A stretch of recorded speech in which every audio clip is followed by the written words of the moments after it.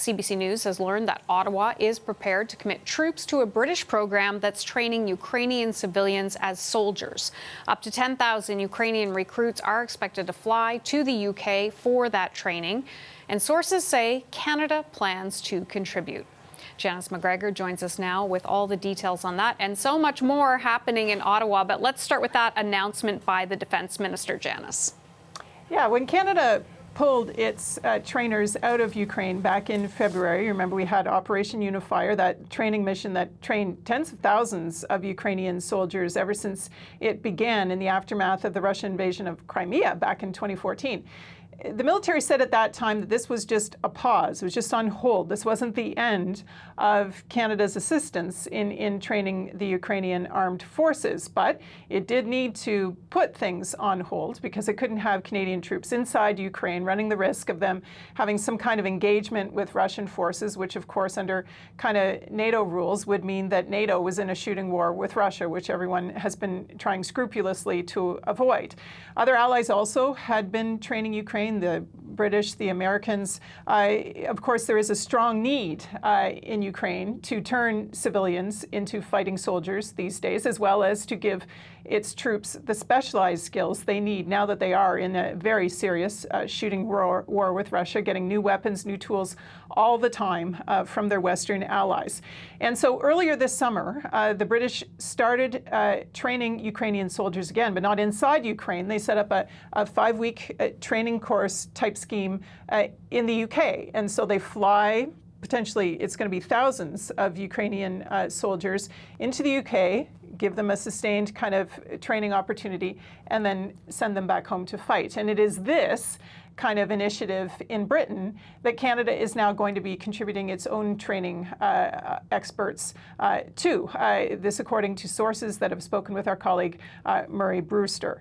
We don't know the exact number of Canadian trainers and support staff that will be involved in this. We will listen when Defence Minister Anita Anand meets with reporters later this morning to kind of outline some of the specifics.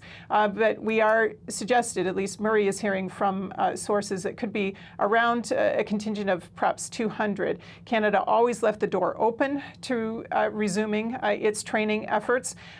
So it appears it is going to do that in this kind of way, in a third country, to avoid having to send its people back into Ukraine just at this time.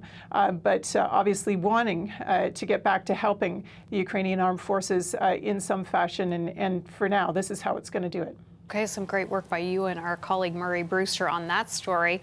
And Janice, that's not the only story you're working on today. You are going to be hearing some more news on Canada's controversial decision to send a Russian pipeline turbine back to Germany. The Foreign Affairs Committee is going to be meeting on this. Who are we going to be hearing from? Yeah, a bit of a marathon session for the MPs on that committee this afternoon, 4 hours in total. First half with Foreign Affairs Minister Melanie Joly, Natural Resources Minister Jonathan Wilkinson. She, of course, in charge of kind of the sanctions side of it. He in charge of the energy policy side of it. And then in the second half, we're going to hear from 3 ambassadors. The ambassador in Ottawa for Germany, for the European Union, both of them expected to be supportive and defending the Trudeau government's decision, the need to do this to support allies and keep the need to keep energy coming into Germany in mind in Canada's strategy here.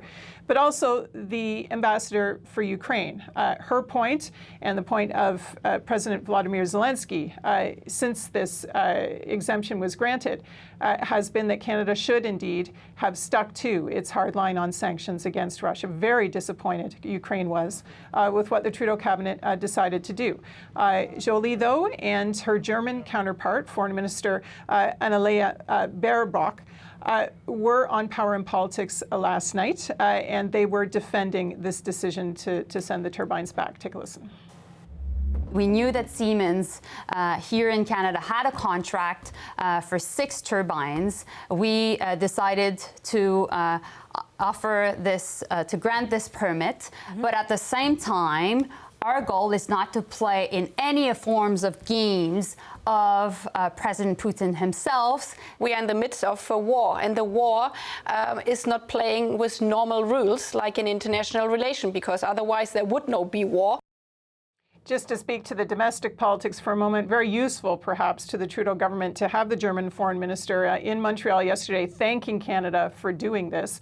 When opposition politicians pushed for the committee to hold these hearings, I think they really kind of wanted to show the Trudeau government as weak and not tough enough on Russia, siding with the Ukrainians, saying, that they had somehow let Ukraine down. But, facts on the ground on this story continue to change. And sort of as those facts change, it will be interesting to see where the line of questioning goes this afternoon. Okay, we know you will keep an eye on all of it for us. Janice McGregor in Ottawa, thanks as always.